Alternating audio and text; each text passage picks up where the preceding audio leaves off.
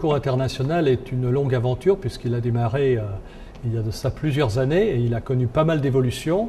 En particulier, son côté international est arrivé il y a de ça 3 ou 4 ans avec un mode de vote par Internet. C'est aussi bien les enseignants avec les étudiants qui constituent ces équipes pluridisciplinaires.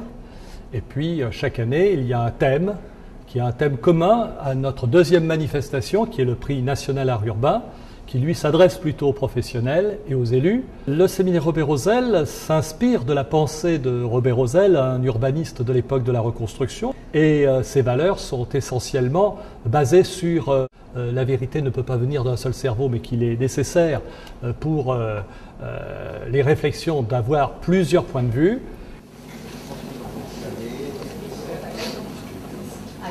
Cette année, nous avions un thème qui est composé avec la nature. Les activités pédagogiques du séminaire Robert Rosel sont essentiellement axées sur des thèmes qui sont chaque année renouvelés. Nous avons choisi ce thème non pas parce qu'il était d'actualité, mais parce qu'effectivement, il rentrait dans les préoccupations de notre association pour que justement on puisse repenser ce qui avait été porté à l'époque par un paysagiste urbaniste, Mac Hague, qui a sorti un ouvrage en 70 composé avec la nature, auquel nous faisons une référence.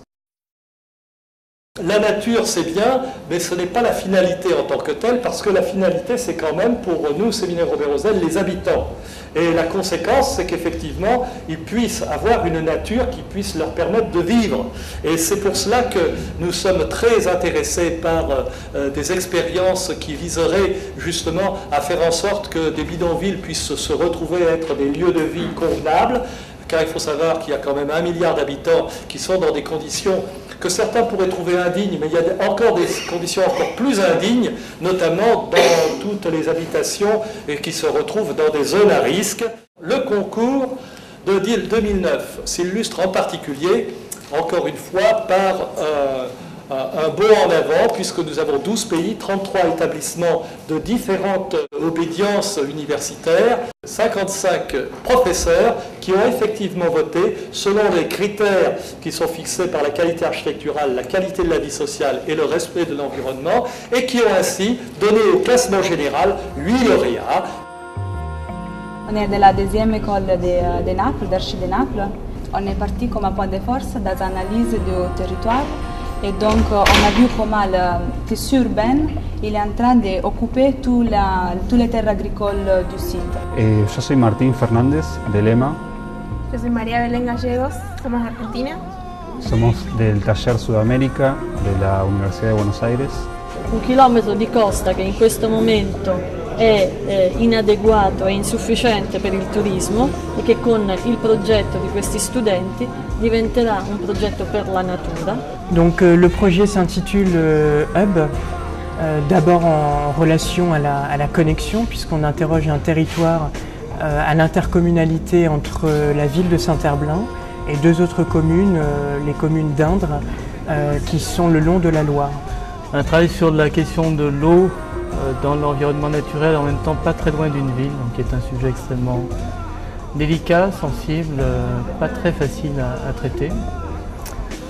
On a donc créé un système pilote dans cette région en créant un système de logement social, afin de contrôler le problème d'inondation récurrent.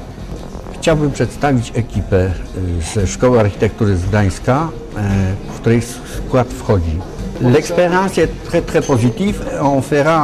On va essayer de se contacter avec Monsieur le maire de ville pour présenter les projets et pour essayer de les convaincre que c'est la voie exacte qu'il va certainement suivre.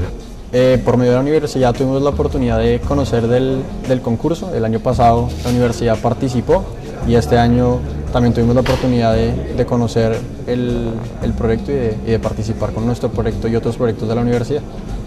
Les réponses de toute façon me surprennent toujours parce qu'il n'y a rien de téléphoné dans ce genre de réflexion. Vous verrez dans les résultats, toutes ces choses sont très intéressantes.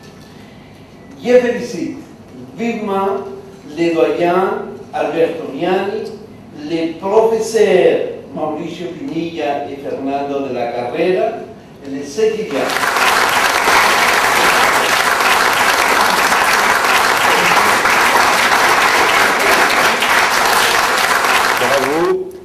d'avoir choisi ce thème et d'avoir sélectionné d'aussi beaux projets.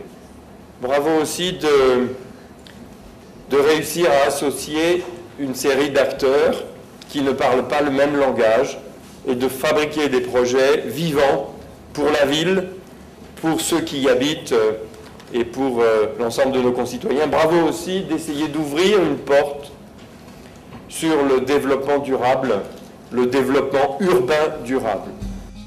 Alors le thème du prochain concours, le centre urbain et son environnement, accessible à tous, la notion d'accessibilité étant étendue dans le sens le plus large que l'on puisse examiner, tant sur le plan social que sur le plan du handicap, que sur le plan professionnel aussi et économique.